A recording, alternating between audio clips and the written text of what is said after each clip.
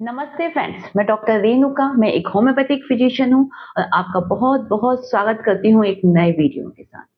दोस्तों, contaminated means दूषित खाना या पानी पीने से आंतों में सूजन आ जाती है, जिसके कारण दस्त के साथ साथ स्टूल में खून और म्यूकस भी पास होने लगता है।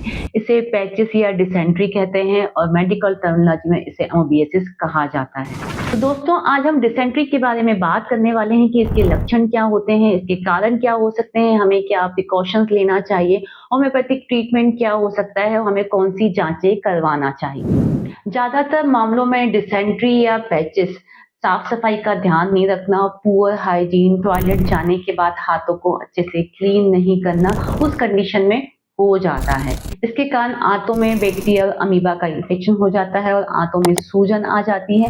दोस्तों, कभी कभी यह बीमारी दूसरी समस्याओं के चलते भी हो जाती है, जैसे कि आईबीएस, गलत तरीके से एंटीबायोटिक लेना या गलत तरीके से खाना खाना या डाइट में कोई चेंजेस करना या फिर कोई दूसरा सीरियस डिसऑर्डर। डिसेंट्री के लक्षण की यदि बात की जाए तो इसमें पेशेंट को बार-बार दस्त लगते हैं और साथ में उसको स्टूल में खून आने लगता है और आव आना शुरू हो जाती है। उसके पेट में रह-रह के दर्द होता है और उसको मोशन के लिए जाना पड़ता है।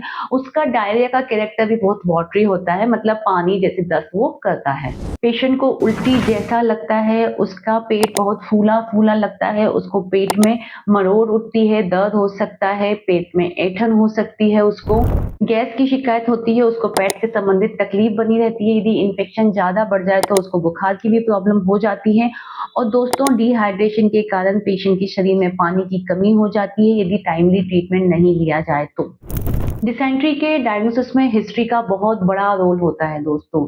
मीन्स ये तकलीफ पहली बार हुई है या बार-बार रिपीट होती रहती है, पेशेंट की ट्रैवल हिस्ट्री क्या है, कुछ दिनों से खाने में बदलाव तो नहीं किया है और पेशेंट साफ-सफाई का कितना ध्यान रखता है, इस तरह से। डिसेंट्री के लिए बहुत सारे इन्वेस्टिगेशंस हम लाइन अप करते हैं। इसमें नंबर 1 पे और बहुत क्रूशियल होता है स्टूल टेस्ट। जब हम स्टूल का टेस्ट करते हैं तो इसमें पैरासाइट्स, अमीबा, ब्लड, म्यूकस इस तरह से मिल सकता है। नंबर 2 पे होता है ब्लड टेस्ट। दोस्तों, ब्लड टेस्ट में हम ये देखते हैं कि पेशेंट के डब्ल्यूबीसी काउंट बढ़े हुए तो नहीं आए हैं। यदि ये काउंट बढ़ा है मतलब बॉडी में इन्फेक्शन है। इलेक्ट्रोलाइट लेवल देखा जाता है क्योंकि पेशेंट को डिहाइड्रेशन के कारण पानी की कमी हो जाती है और बॉडी में इलेक्ट्रोलाइट्स भी कम हो जाते हैं। कोलोनोस्कोपी, इसमें देखा जाता है कि आंतों में सूजन है और अल्सर तो नहीं हो गए हैं। लास्ट में होता है अल्ट्रासाउंड। इसमें हम ये पता लगाते हैं यूएसजी करके कि कोई सीरियस डिसऑर्डर तो साथ में नहीं हो रहा है। डिसेंट्री के कॉम्प्लिकेशंस में बार-बार दस्त होने के कारण पेशेंट को डिहाइड्रेशन की समस्या हो जाती है, शरीर में पानी की कमी हो जाती है और स्पेशली बच्चों में और बूढ़े लोगों में जिनकी इम्यूनिटी वीक होती है, उनमें यदि समय पर ट्रीटमेंट ना मिले तो ये लाइफ थ्रेटनिंग हो सकता है। इसके कॉम्प्लिकेशंस के मेन सिम्टम्स की बात करूं तो पेशेंट को यूरिन की मात्रा कम हो जाती है या आती ही नहीं है, कभी-कभी यूरिन में ब्लड आने लगता है, चक्कर आता है, सर दर्द होते हैं, डिजीनेस लगती है, उसको बहुत थकान महसूस होती है, शरीर का टेम्परेचर भी बढ़ सकता है और ध्यान नहीं दिया गया तो जान का भी खतरा हो सकता है। अब हम यहाँ पर डिसेंट्री के होम्योपैथी ट्रीटमेंट की बात करेंगे। दोस्तों, यह वीडियो केवल इन्फॉर्मेशन पर्पस से बनाया जाता है। आप कोई भी दवाई लेने से पहले एक बार डॉक्टर को कंसल्ट जरूर करें।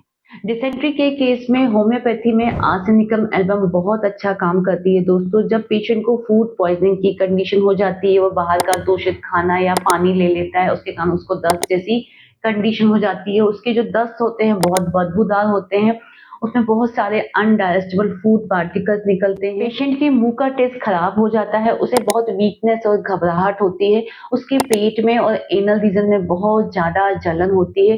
तब आर्सेनिकम एल्बम देने से बहुत आराम आ जाता है। मल्टकॉल यह आंव वाली दस्त के लिए बहुत अच्छा काम करती है।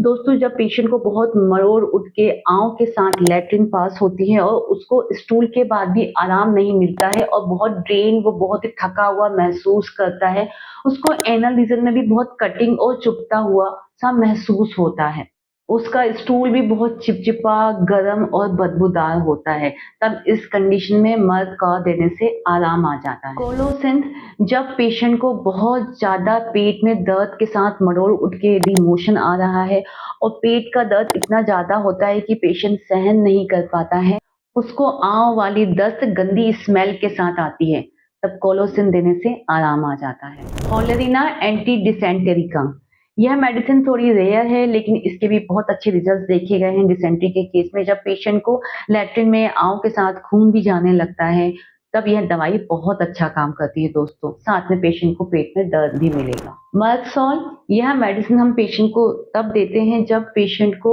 दस्त के साथ बहुत ज्यादा ग्रीन कलर का या ट्रांसपेरेंट व्हाइट कलर का म्यूकस पास होता है और उसको एनल रीजन में भी दर्द बहुत ज्यादा मिलेगा और पेट में भी उसको दर्द मिलता है, तब मर्कसॉल देने से आराम आ जाता है। डिसेंट्री के केस में एलोज बहुत अच्छा काम करती है। वैसे तो यह मेडिसिन हर एज ग्रुप पे अच्छा काम करेगी लेकिन बच्चों में और जो ओल्ड एज के लोग होते हैं उसमें यह मेडिसिन जादू का काम करती है।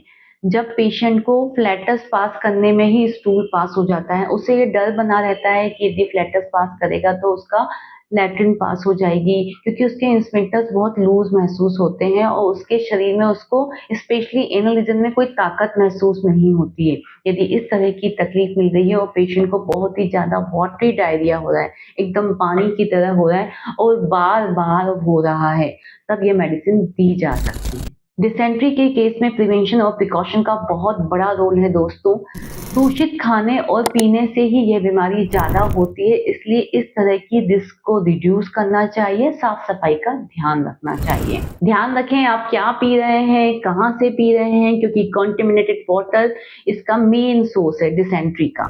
डिहाइड्रेशन के कारण शरीर में पानी की कमी हो जाती है और पेशेंट बहुत कमजोर हो जाता है, इसलिए टाइम पे ट्रीटमेंट होना जरूरी है और बॉडी को हाइड्रेटेड रखें जिससे कि बीमारी सीरियस ना हो जाए। दोस्तों, डिसेंट्री या पैचेस पे बनाया हुआ मेरा यह वीडियो आपको इन्फॉर्मेटिव लगा है और आपकी किसी भी प्रॉब्लम को यदि सॉल्व करने में हेल्प मिली है तो please like share and subscribe to my video, my channel. Thank you.